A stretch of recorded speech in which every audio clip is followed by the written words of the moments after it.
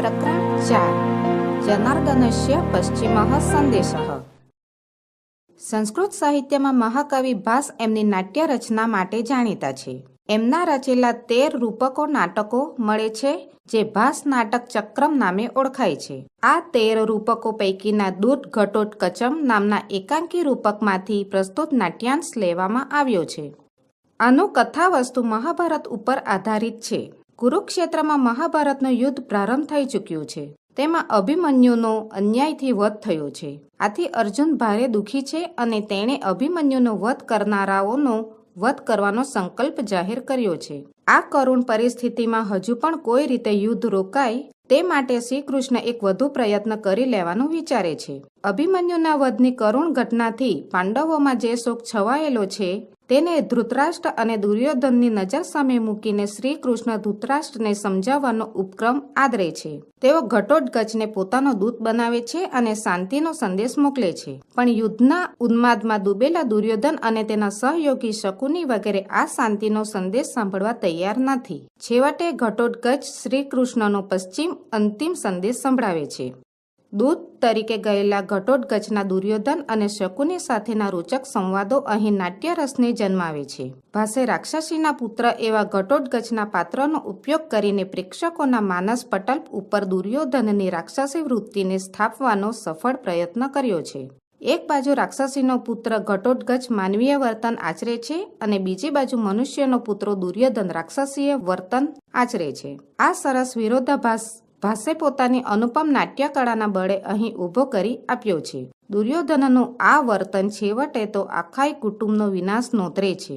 સમાધાનનો પ્રસ્તાવ ન સ્વીકારનાર માણસ પોતાનો અને પોતાના કુટુંબનો વિનાશ કરી લે છે તે તથ્ય આ રૂપક દ્વારા જણાવાયું છે।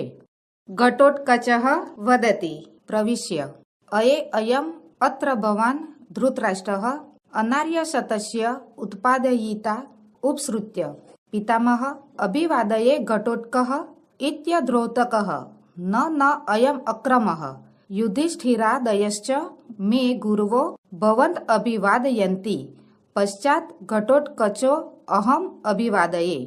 અનુવાદ ઘટોત્કચ બોલ્યા પ્રવેશ કરીને, અરે આ પૂજ્ય ધૃતરાષ્ટ્ર છે, સો અનાર્ય પુત્રોના જનક, પાસે જઈને પિતામહ અભિવાદન કરું છું, હું ઘટોત્ક, એમ અડધું કહેતા, ના ના આ તો ક્રમભંગ છે, યુધિષ્ઠિર વગેરે મારા ગુરુજનો આપને પ્રણામ કરે છે, પછી હું ઘટોત્કચ અભિવાદન કરું છું। ધૃતરાષ્ટ્ર વદતિ એહી એહી પુત્ર। અનુવાદ ધૃતરાષ્ટ્ર બોલ્યા, આવ આવ પુત્ર। ઘટોત્કચ વદતિ અહો કલ્યાણઃ ખલુ અત્ર ભવાન કલ્યાણાનાં પ્રસૂતિમ પિતામહમાં ભગવાન ચક્રાયુધઃ। અનુવાદ ઘટોત્કચ બોલ્યા, આહા આપ શ્રી કલ્યાણકારી છો, ભગવાન ચક્રપાણીએ કલ્યાણરૂપી વસ્તુઓના ઉદ્ભવ સ્થાન આપ પિતામહને કહ્યું છે। ધૃતરાષ્ટ્ર વદતિ આસનાત ઉત્થાય કિમા જ્ઞાપયતિ ભગવાન ચક્રાયુધઃ। અનુવાદ ધૃતરાષ્ટ્ર બોલ્યા, આસન પરથી ઉઠીને ભગવાન ચક્રધારીએ શો આદેશ આપ્યો છે? ઘટોત્કચ વદતિ ન આસન સ્થેન એવ ભવતા શ્રોતવ્યો જનાર્દનસ્ય સંદેશઃ। અનુવાદ ઘટોત્કચ બોલ્યા, ના આસન પર બેઠેલા જ આપે શ્રી કૃષ્ણનો સંદેશ સાંભળવો જોઈએ। ધૃતરાષ્ટ્ર વદતિ યદા જ્ઞાપયતિ ભગવાન ચક્રાયુધઃ ઉપવિશતિ। અનુવાદ ધૃતરાષ્ટ્ર બોલ્યા, જેવી ભગવાન ચક્રધારીની આજ્ઞા બેસી જાય છે।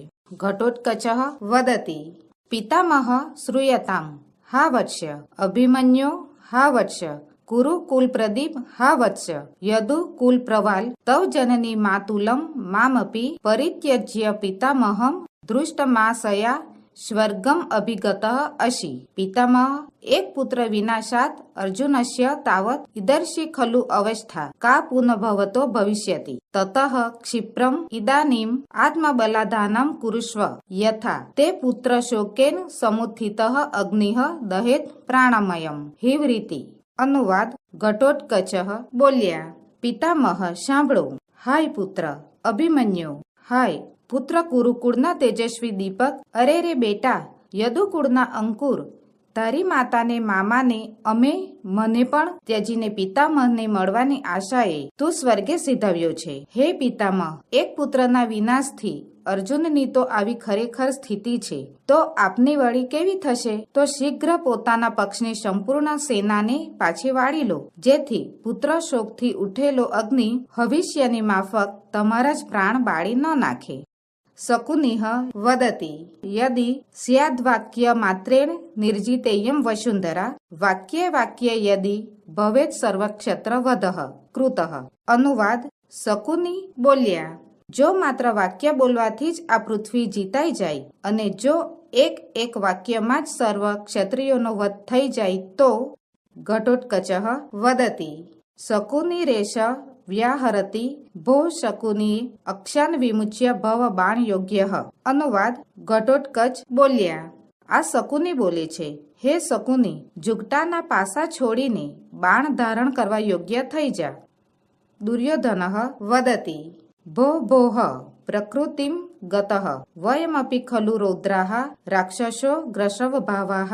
અનુવાદ: દુર્યોધન બોલ્યા, અરે ઓ, પોતાના સ્વભાવ પર ગયો, અમે પણ ખરેખર રૌદ્ર રૂપ ધરાવનારા રાક્ષસોના જેવા ઉગ્ર સ્વભાવવાળા છીએ.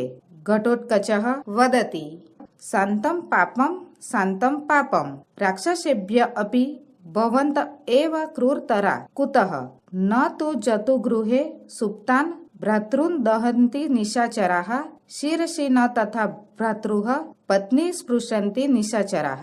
અનુવાદ: ઘટોત્કચ બોલ્યા, પાપ શાંત થાઓ, રાક્ષસો કરતાંય આપ બધા જ વધારે ક્રૂર છો, કેમ કે નિશાચરો પણ લાક્ષાગૃહમાં સૂતેલા ભાઈઓને નથી બાળી નાખતા, તેઓ પોતાના ભાઈની પત્નીના મસ્તક પર તેવી રીતે હાથ પણ લગાડતા નથી. દુર્યોધનઃ વદતિ દૂતઃ ખલુ ભવન પ્રાપ્તો ન ત્વં યુદ્ધાર્થમાગતઃ ગૃહીત્વા ગચ્છ સંદેશમ ન વયમ દૂતઘાતકાઃ.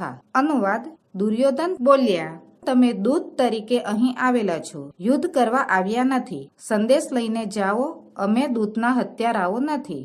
ઘટોત્કચઃ વદતિ સરોષં કિમ દૂત ઇતિ મા પ્રદર્શયસી મા તાવત ભો ન દૂતો અહમ પ્રહરધ્વમ સમાહતાઃ સર્વે ઉઠ્ઠિષ્ઠન્તિ. અનુવાદ: ઘટોત્કચ બોલ્યા, રોષપૂર્વક, શું દૂત કહીને મને અપમાનિત કરો છો? જો એમ હોય તો રહેવા દો. ના ના, હું દૂત નથી, ભેગા મળીને મારા પર પ્રહાર કરો. બધા ઉઠી જાય છે. ધૃતરાષ્ટ્ર વદતિ પૌત્ર ઘટોત્કચ મર્ષ્યતુ ભવાન મદવચનાવગંતા ભવ. અનુવાદ: ધૃતરાષ્ટ્ર બોલ્યા, પૌત્ર ઘટોત્કચ, તમે ક્ષમા કરો, મારા વચનોને સમજનારા બનો. ઘટોત્કચ વદતિ ભવતુ ભવતુ પિતામહસ્ય વચનાત દૂતો અહમ અસ્મિ ભો ભો રાજનઃ શ્રૂયતામ જનાર્દનસ્ય પશ્ચિમઃ સંદેશઃ. ધર્મ સમાચાર કુરુ સ્વજન વ્યપેક્ષા યત્કાંક્ષિત મનસી સર્વમિહાનુતિષ્ઠ જાત્યોપદેશ એવ પાંડવરૂપધારી સૂર્યાશુભિઃ સમમ ઉપેષ્યતિ કૃતાંત. અનુવાદ: ઘટોત્કચ બોલ્યા, ભલે ભલે, પિતામહના કહેવાથી હું દૂત છું. અરે ઓ રાજાઓ, શ્રી કૃષ્ણનો અંતિમ સંદેશ સાંભળો.